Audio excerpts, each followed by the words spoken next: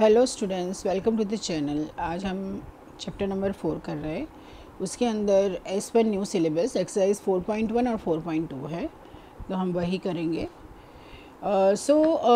देखिए, अभी तक आपने linear equation in one variable किया है, ठीक है। लेकिन अब ये जो चैप्टर है उसमें linear equation in two variables है।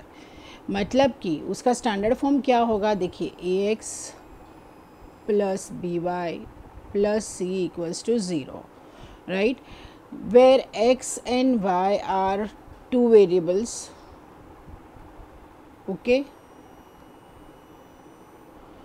and a, b, c are real numbers,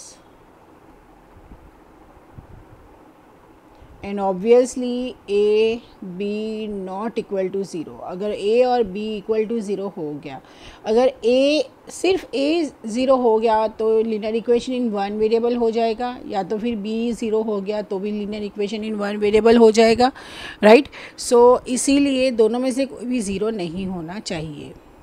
okay, so let us start the exercise. बहुत ईजी है, एक्सप्लेनेशन की इतनी ज़रूरत नहीं है, बस इतना स्टैंडर्ड फॉर्म याद कर लो। So it is very easy. So exercise 4.1 देखिए, the cost of notebook is twice the cost of pen. Write the linear equation in two variables to represent this statement. Take the cost of notebook to be x and that of pen to be y. ठीक है। अब देखिए, यहाँ पे आप क्या करोगे, यहाँ पे हमें सिर्फ एक लीनियर इक्वेशन लिखना है। तो ऑब्वियसली लेट जो दिया है उसी तरह से हम करेंगे। Let cost of notebook is equal to x and cost of pen equal to y. तो देखिए, अकॉर्डिंग टू कंडीशन देखने जाओ तो क्या है कि cost of notebook is equal to twice into cost of pen. Okay, cost of notebook क्या है, x है, इज इक्वल टू 2y। अब x minus 2y equals to 0। This is the required linear equation in two variables. Question number 2, express the following linear equation in the form ax plus by plus c equals to 0 and indicate the values of a, b and c in each case.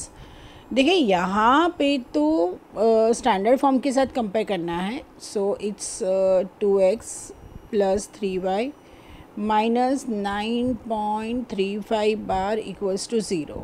ठीक है, आ गया इसको। अब देखिए, यहाँ पे a अगर हम कंपेयर करेंगे इसको ax plus by plus c equals to 0 के साथ, तो a क्या होगा हमारा यहाँ पे 2, b क्या होगा यहाँ पे 3 और c क्या हो जाएगा, c होगा ये पूरा।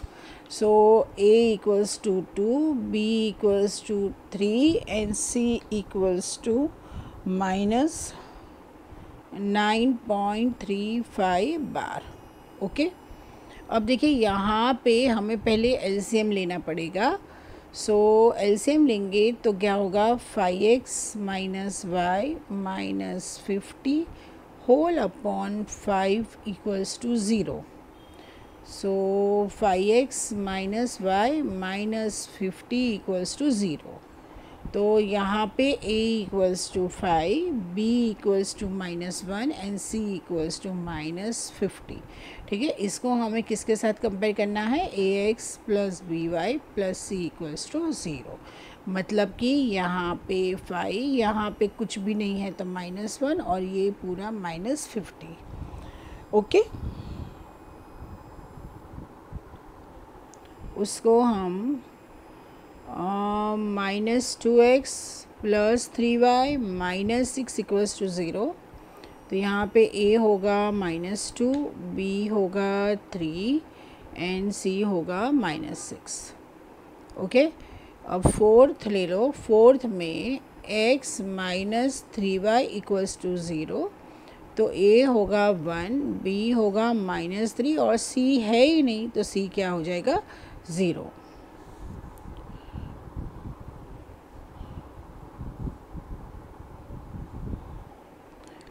फिर फिफ्थ है 2x plus 5y equals to 0. So a equals to 2, b equals to 5 and again c नहीं है तो c equals to 0. Then sixth one 3x plus 2 equals to 0. यहाँ पे a होगा आपका 3, b है नहीं तो 0 and c is equal to 2. देखिए हम इसको ऐसे भी लिख सकते हैं plus 0 into y plus 2 equals to 0. ठीक है. फिर यहाँ पे देखिए यहाँ पे y minus 2 equals to 0. So a equals to 0, b equals to 1 and c equals to minus 2.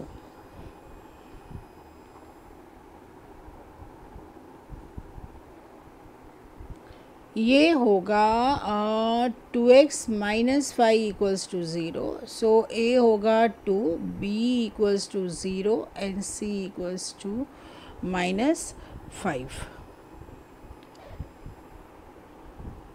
Okay. So यहाँ पे देखिए यहाँ पे दो चीज़ भी हो सकती है. अगर आपको ये 5 माइनस 2x इक्वल्स टू 0 भी हो सकता है तो यहाँ पे a equals to minus 2, b तो 0 ही रहेगा और c इक्वल्स टू 5. मतलब दोनों चीज़ सही है. मैं तो सिर्फ x को पॉजिटिव रखना चाहती थी तो इसलिए मैंने ये किया. आप ये भी कर सकते हो. So both are positive. So अगर आपको ये वीडियो हेल्पफुल लगा हो तो प्लीज़ चैनल को लाइक, सब्सक्राइब एंड शेयर कीजिए. Thank you so much.